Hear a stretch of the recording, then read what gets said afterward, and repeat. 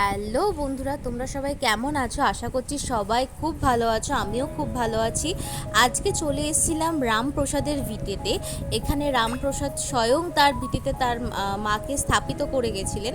ফার্স্টেই এসে আমরা পুজোর জন্য ডালা কিনে নিয়েছিলাম, আর সেদিনকে ছিল অমাবস্যা, সেজন্য ফল ফুল মিষ্টি একেবারে কিনে নিয়েছিলাম। আমি, মা, দিদুন আর বোন মিলে চলে গেছিলাম রামপ্রসাদের ভিটে। এটা হচ্ছে হালিশহর আর কাঁচরাপাড়া ঠিক মাঝামাঝিতে, বলতে গেলে হালিশহরে। এই হালিশহরের বাস স্ট্যান্ডে নেমে এখান থেকে রামপ্রসাদ বাস স্ট্যান্ডে নেমে এখান থেকে সোজা একদম ঘাটের সোজা রাস্তাটাই আমাদের এই রামপ্রসাদ ভিটে। আর খুব সুন্দর একটি জায়গা, তোমরা গিয়ে সব পুজো দিয়ে আসতে পারো।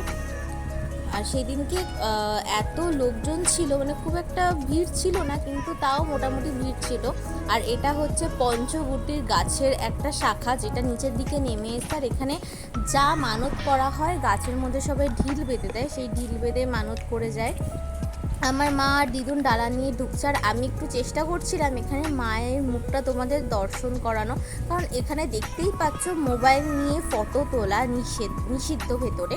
তাই জন্য আমি বাইরে দাঁড়িয়ে যতটা পেরেছি চেষ্টা করছিলাম যে নেওয়ার। আর এই হলো রামপ্রসাদের ভিটের লুকটা।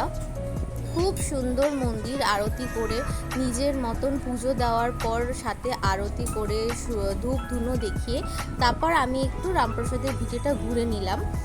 এই দেখো, ফার্স্টে আমাকে মা তিলকটা কেটে দিচ্ছিল।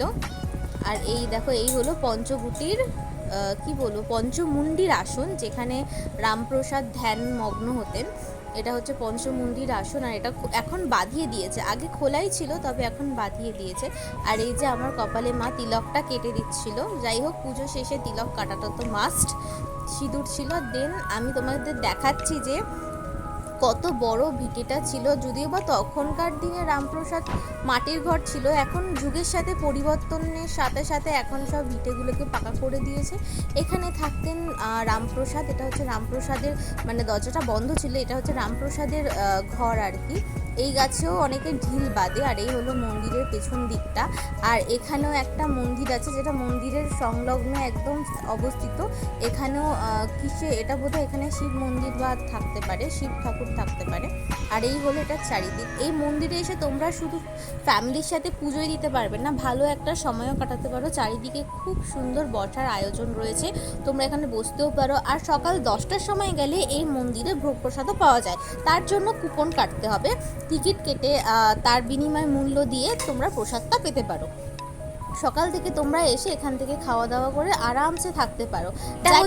এটা হচ্ছে এই মন্দিরের নিজস্ব পুকুর। দেখো, এখানে এরকম অনেক ছোট ছোট কচ্ছপ ছিল। শুধু কচ্ছপ না, এখানে অনেকগুলো মাছও ছিল, যেটা জলের তলায় দেখানো যাচ্ছে না, মানে জলের নিচে একদম ধুন্দুলা হয়ে যাচ্ছে। যাই হোক, ভিডিওটা ভালো লেগে থাকলে লাইক, কমেন্ট আর শেয়ার করে দিও, আর আমার চ্যানেলটা ফলো করে দিও। দেখা হবে নেক্সট ব্লগে, ততক্ষণের জন্য টাটা।